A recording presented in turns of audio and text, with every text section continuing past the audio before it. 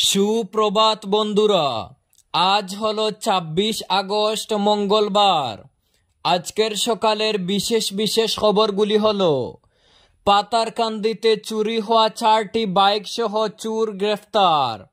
চুরি হওয়া বাইক সহ গ্রেফতার হওয়ায় এলাকা জুড়ে স্বস্তির সঞ্চার। বিস্তারিত থাকবে প্রতিবেদনে। ইমরানের মৃত্যুকে ঘিরে দৃষ্টান্তমূলক শাস্তির দাবিতে প্রতিবাদী সভা। বুট চুরি প্রতিহত করতে শিলচরে কংগ্রেসের বিএলএ প্রশিক্ষণ শিবির। বিস্তারিত থাকবে প্রতিবেদনে। হাজার মাদানি এলেও মুখ্যমন্ত্রীকে কিছুই করতে পারবেন না, বললেন মন্ত্রী পীযূষ। চুরাইবাড়িতে তেলের টিন থেকে কফ সিরাপ উদ্ধার, আটক লরি সহ ২। বিস্তারিত থাকবে প্রতিবেদনে। পাতারকান্দিতে মন্ত্রীর উপস্থিতিতে কর্মী সম্মেলন। মুখ্যমন্ত্রীকে স্বাগত জানাতে জোর প্রস্তুতি। তাহলে বিস্তারিত খবরে যাওয়ার আগে অবশ্যই ভিডিওটি একটি লাইক করুন এবং চ্যানেলটি সাবস্ক্রাইব করে পাশের বেল আইকনটি বাজিয়ে রাখুন, যাতে সঠিক তথ্যগুলো সবার কাছে পৌঁছাতে পারে। এবার শুনুন আজকের খবরগুলির বিস্তারিত। প্রথম খবর, পাতারকান্দি অঞ্চলে সাম্প্রতিক বাইক চুরির ঘটনায় জনতার সহযোগিতা ও পুলিশি তৎপরতায় অবশেষে ৪ যুবককে আটক করা হয়েছে। চুরি হওয়া বাইক সহ তাদের গ্রেফতার হওয়ায় এলাকা জুড়ে স্বস্তির সঞ্চার হয়েছে। ২ দিন পূর্বে পাতারকান্দির পেকুরগ্রাম খেলার মাঠে একটি ফুটবল ম্যাচ চলাকালীন সময়ে পশ্চিম চেংজুর গ্রামের শিফার উদ্দিনের AS10F 3995 নম্বরের পালসার বাইক চুরি হয়ে যায়। ঘটনার পরপরই বাইকের মালিক পাতারকান্দি থানায় একটি লিখিত অভিযোগ দায়ের করেন। রবিবার বিকেল প্রায় ৩টার দিকে ৩ জন যুবক ২টি বাইক নিয়ে মানিকপাড়ার দিকে যাচ্ছিল। এ সময় সচেতন স্থানীয় বাসিন্দাদের চোখে পড়ে বাইকের নম্বর। চুরি হওয়া বাইকের নম্বর চিনতে পেরে তারা সন্দেহভাজন ৩ জনকে আটক করে। পরে এলাকাবাসী তাদের পুলিশের হাতে সোপর্দ করে। পুলিশ সূত্রে জানা গেছে, আটককৃত হল মুন্না আহমেদ, সুলতান আহমেদ বাড়ুয়াইল গ্রামের বাসিন্দা ও রিজওয়ান আহমেদ কাবাড়িবন্দ গ্রামের বাসিন্দা।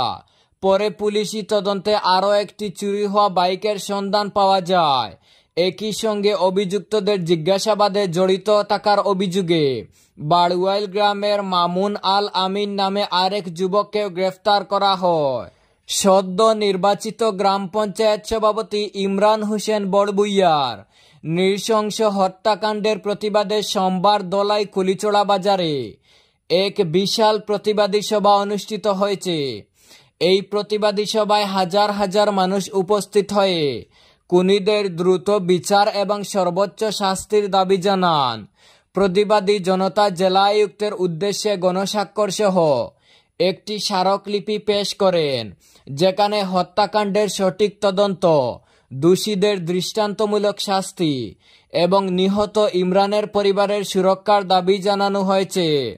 সভায় বক্তারা ইমরান হোসেনের জীবন ও তার জনসেবার কথা তুলে ধরেন। তাকে একজন উদীয়মান রাজনীতিবিদ, প্রতিষ্ঠিত ব্যবসায়ী এবং সদা হাস্যোজ্জ্বল মানুষ হিসেবে স্মরণ করা হয়। বক্তারা বলেন, ইমরানের এমন আকস্মিক ও নৃশংস মৃত্যুতে শুধু তার পরিচিত মহলই নয়, সমগ্র বরাক উপত্যকার মানুষ গভীরভাবে শোকাহত ও ক্ষুব্ধ। পাতারকান্দিতে বিজেপির প্রস্তুতি বৈঠক। মুখ্যমন্ত্রীর আগমন ঘিরে তৎপরতা। পাতারকান্দিতে বিজেপি কর্মীদের উচ্ছ্বাস। মুখ্যমন্ত্রীর সফরকে সফল করার অঙ্গীকার নেতাকর্মীর। এ মর্মে রাজ্যের মৎস্য, পশুপালন, ভেটেনারি ও পূর্ত বিভাগের মন্ত্রী কৃষ্ণেন্দু পালের উপস্থিতিতে সোমবার সন্ধ্যায় পাতারকান্দি বিজেপি মণ্ডল কার্যালয়ে এক তাৎপর্যপূর্ণ সভার আয়োজন করা হয়। এদিনের এই বিশেষ সভায় বিজেপি শ্রীভূমি জেলা কমিটি, বিজেপি পাতারকান্দি ও লুয়ারপুয়া মণ্ডলের অসংখ্য নিবেদিত প্রাণ কর্মী ও সমর্থক দলীয় নেতৃত্বের আহ্বানে উপস্থিত হন। কর্মসূচিটি মূলত ছিল এক আন্তঃক্রিয়া অধিবেশন, যেখানে কর্মীদের মতামত গ্রহণ, সাংগঠনিক কর্মকাণ্ডের প্রতি বৃদ্ধি এবং আগামী দিনে দলকে আরও শক্তিশালী করার কৌশল নিয়ে আলোচনা করা হয়। সভায় বিজেপির সমস্ত মোর্চার শীর্ষ নেতৃত্ব, মণ্ডল নেতৃবৃন্দ, মোর্চা নেতৃবৃন্দ, গ্রাম পঞ্চায়েত প্রতিনিধিগণ এবং শতাধিক কর্মীর সক্রিয় অংশগ্রহণে সভাটিকে বিশেষ মাত্রা প্রদান করে। শিলচর রাজীব ভবনে জেলা কংগ্রেসের উদ্যোগে সোমবার অনুষ্ঠিত হল বুথ লেভেল এজেন্ট অর্থাৎ বিএলএ প্রশিক্ষণ শিবির। ভোটার তালিকা সংশোধন প্রক্রিয়ায় বুথ লেভেল অফিসারদের বিএলও কার্যক্রমে নজরদারি রাখতে বিএলএদের দায়িত্বশীল ভূমিকা পালনের আহ্বান জানানো হয়। প্রশিক্ষণ শিবিরে মোট 1727 জন দলীয় কর্মী অংশ নেন। প্রথম পর্যায়ে সুনাই, ধলাই, কাটিগড়া ও লক্ষ্মীপুর বিধানসভা কেন্দ্রের কর্মীদের প্রশিক্ষণ দেন গুয়াহাটির প্রশিক্ষিত মাস্টার ট্রেনাররা। দ্বিতীয় পর্যায়ে শিলচর, উদারবন্দ ও বড়কলা বিধানসভা এলাকার বিভিন্ন ব্লকের কর্মীদের প্রশিক্ষণ প্রদান করা হয়। বক্তারা কর্ণাটক, মহারাষ্ট্র ও হরিয়ানার উদাহরণ টেনে বলেন, ভোটার তালিকা অনিয়মিতভাবে বৃদ্ধি করে বিজেপি জয়লাভ করেছে, যার প্রমাণ কংগ্রেস নেতা রাহুল গান্ধী প্রকাশ্যে তুলে ধরেছেন। তাই দেশ জুড়ে চলা ভোট চুরির প্রবণতা প্রতিহত করতে কংগ্রেস 24 আগস্ট থেকে 30 আগস্ট পর্যন্ত রাজ্য জুড়ে বিএলএ প্রশিক্ষণ শিবিরের আয়োজন করেছে। চুরাইবাড়িতে তেলের টিন থেকে কফ সিরাপ উদ্ধার, আটক লরি সহ 2। অসম ত্রিপুরা সীমান্তের চুরাইবাড়ি চেকপোস্টে পুলিশের তল্লাশিতে ধরা পড়ল কয়েক কোটি টাকার নেশা জাতীয় কফ সিরাপ। পুলিশের বিশেষ অভিযানে একটি লরি আটক করে বিপুল পরিমাণ কফ সিরাপ উদ্ধার করা হয়েছে। এই ঘটনায় কলকাতার 2 যুবককে গ্রেফতার করা হয়েছে। জানা গেছে, সোমবার সকালে কলকাতা থেকে ত্রিপুরাগামী একটি লরি থেকে বিপুল পরিমাণ নেশা জাতীয় কফ সিরাপ উদ্ধার করে পুলিশ। চুরাইবাড়ি পুলিশ ওয়াচ পোস্টে আইসি প্রণব মিলির নেতৃত্বে পরিচালিত বিশেষ অভিযানে ধরা পড়ে এই পাচারের চক। লরিতে থাকা তেলের টিনের ভেতরে বিশেষভাবে লুকিয়ে পাচারের চক বানালেও শেষ পর্যন্ত পুলিশের কড়া নজর এড়াতে পারেনি পাচারকারীরা। WB25N 4370 নম্বরের লরি খুচরো পণ্য বোঝাই করে কলকাতা থেকে ত্রিপুরার দিকে যাচ্ছিল। সেটি অসম ত্রিপুরা সীমান্তের চুরাইবাড়ি ওয়াচ পোস্টে পৌঁছায়। গেট ইনচার্জ প্রণব মিলির নেতৃত্বে তখন নিয়মিত তল্লাশি চলছিল। লরির কাগজপত্রে সব ঠিকঠাক থাকলেও পুলিশের সন্দেহ হয়, ফলে গাড়িতে বোঝাই করা মালামাল একে একে নামানো শুরু হয়। প্রথমে তেমন কিছু পাওয়া যায়নি, কিন্তু পরক্ষণেই দেখা যায় একাধিক ভোজ্য তেলের টিন অস্বাভাবিকভাবে ভারী। সন্দেহ ঘনীভূত হতেই সেই টিন ভেঙে পরীক্ষা করে পুলিশ, আর সেখান থেকেই বেরিয়ে আসে কফ সিরাপ ভর্তি বোতলের স্তূপ। তল্লাশি অভিযানে মোট উদ্ধার হয়েছে 30,434টি বোতল, যার কালোবাজার মূল্য প্রায় 3 কোটি টাকার অধিক।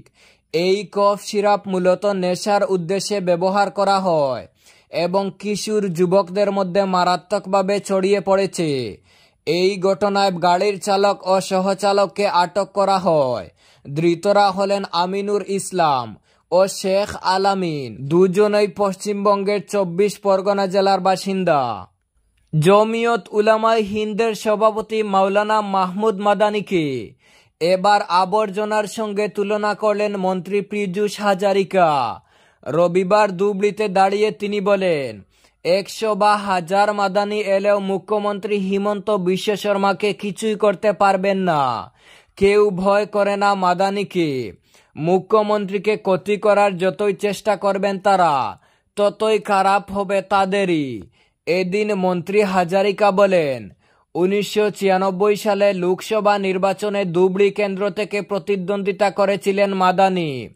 ধুবড়ী জেলায় প্রায় 25 লক্ষ ভোটারের মধ্যে 90% মুসলমান থাকার পরও মাদানি পেয়েছিলেন মাত্র 50 থেকে 55 হাজার ভোট। ধুবড়ীর মানুষই তাকে ভোট দেননি। কোনো গ্রহণযোগ্যতা নেই তার অসমে। মাদানির মতো ব্যক্তি অসমের জন্য আবর্জনা। গতকালই মুখ্যমন্ত্রী বুড়ো আঙ্গুল দেখিয়েছেন জমিয়তকে। তিনি বলেন, অসমের মুখ্যমন্ত্রী কে হবেন সেটা সিদ্ধান্ত নেবে রাজ্যের জনগণ। সেখানে মাদানি আবার কে? কেউ ভয় করে না তাকে। তাই দিল্লি বা উত্তরপ্রদেশে বসে অসমে বিষ বাষ্প চড়ানোর কাজ উচিত নয় মাদানিকে। মন্ত্রী পীযূষ বলেন, মুখ্যমন্ত্রীর সঙ্গে রাজ্যের জনগণ রয়েছেন এবং ভবিষ্যতে থাকবেন, তাই হাজার মাদানি এলেও মুখ্যমন্ত্রীকে কিছুই করতে পারবেন না। এই ছিল আজকের সকালের বিশেষ খবরগুলি। ভিডিওটি অবশ্যই লাইক এবং শেয়ার করে দেবেন।